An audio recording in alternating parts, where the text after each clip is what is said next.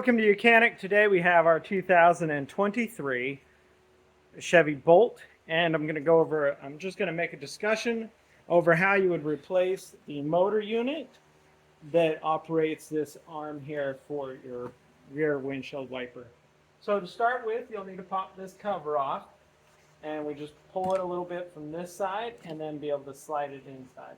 Then you're going to take a 10 millimeter here to undo this bolt. Once that bolt's undone, this arm will come off. You may need a little puller sometimes to separate this from the splines that are in there. So you'll want to do that.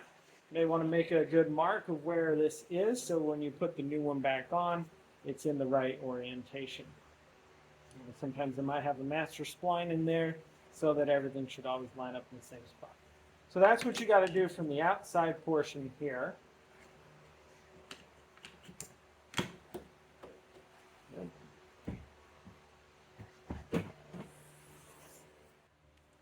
And so from the inside, once you've removed the interior panels, we get access to be able to undo the three 10 millimeter bolts back here. And then also we have one electrical connection up here to be able to squeeze and pull apart. And that pulls out there. And then once you undo the three 10 millimeter bolts here, then you'll be able to pull this out through there and through the rubber grommet. You want to make sure that that's still on there, or if a new one comes with your motor unit, to be able to install that rubber grommet on this back side here so that you don't get any water inside your vehicle.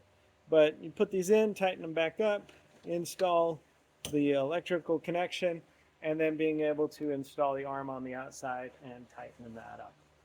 And then when you're done, if that's all you needed to do, or for any reason that you need to take this interior door panel off of your hatch, then you go through the process to put that back on. Thanks for watching Ucanic, where you can be the mechanic.